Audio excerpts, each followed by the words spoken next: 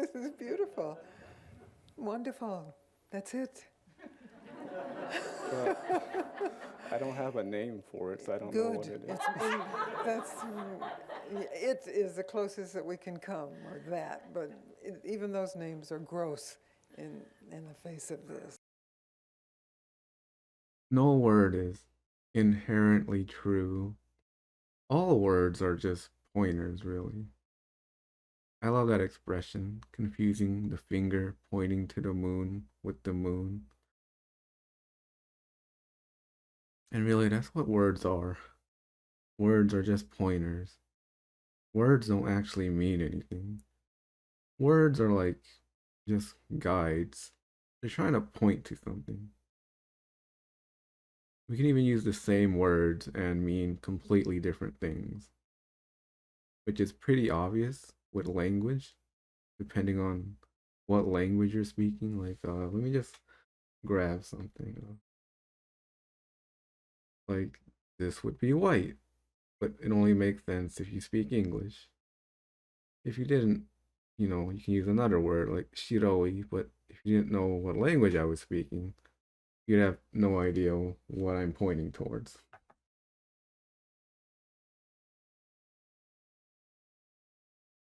That's the thing with language. It's not the words that matter. It's never really about the words. It's about what the words are pointing to.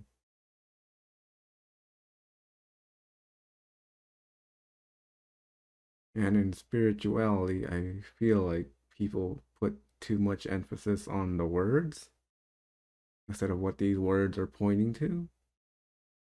And it gets really confusing if you try to cross reference different teachers because they'll often use the same words but point to different things.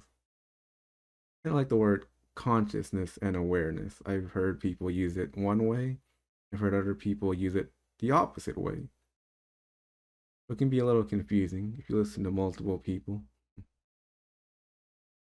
Thankfully, most people, when they use a word, they try to explain how they're using the words. Even for me, the way I hear most people use consciousness and awareness, in a very natural way, the way I use it kind of means the opposite of what most people use them as. But really, this isn't the talk about awareness and consciousness and all that.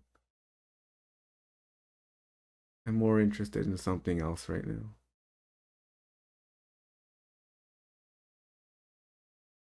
Just trying to get out the way that the words aren't important. What the words are pointing to, that's what's important. And really, the next thing to talk about is emotions and sensations. I feel like if you cannot get trapped by the words, this makes a lot more sense.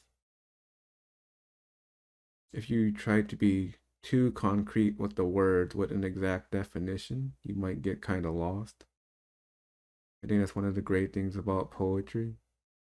The more direct you try to be, the more it doesn't actually make sense, and yet the more broad it is, the more likely you'll point to something a lot more hard to put into words, hard to make something solid. Well, anyways, about emotions and sensations. You can almost think of emotions as the description of a sensation. So, in a way, the emotions are the words of your experience, but the direct experience of your sensations don't need the words. You can be completely enveloped in the senses without needing to describe them. And yet we wouldn't be able to communicate without the words. You can say happiness, sadness, any sort of emotion. But the words are always pointing to something. Don't get lost in the words.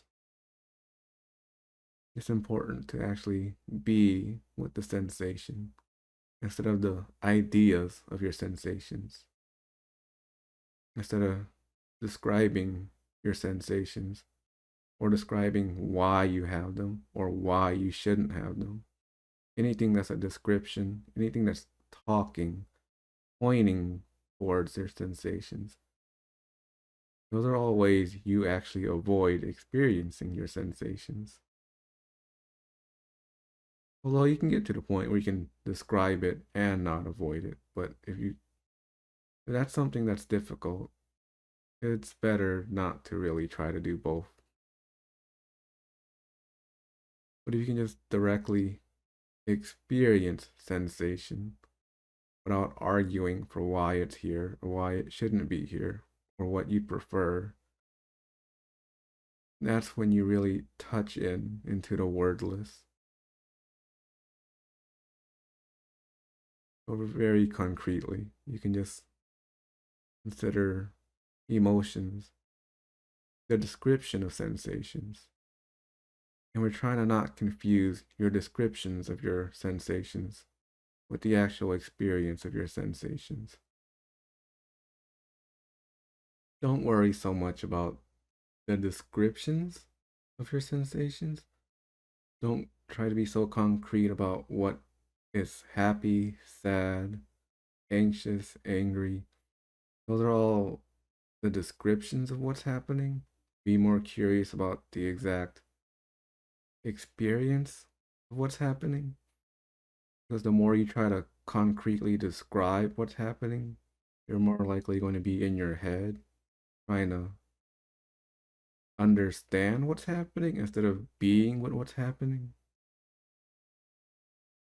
It's kind of like someone that's very theoretical, someone who knows all the right principles and ideas, but has never actually gone out and done anything, which has its time and place, the same way that talking and describing your experience has its time and place. Just don't confuse the descriptions of your experience with the actual experience.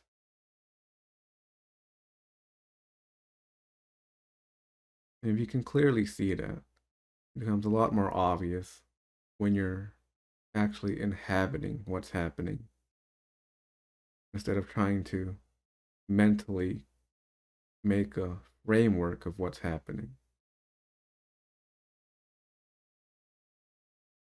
Because the less you get involved with the mental framework, the more you can directly be with what's happening. And you're really moving past from your descriptions of emotions and being directly with what's being experienced. You don't even need to describe it because it's that close. Even if it gets to the point where you can be with this, even with the words. The other day, someone mentioned you threw a pillow at them. And I'm not going to suggest you throw a pillow at me. Good, But, I've chosen nonviolence from now. oh, I guess my idea doesn't work then.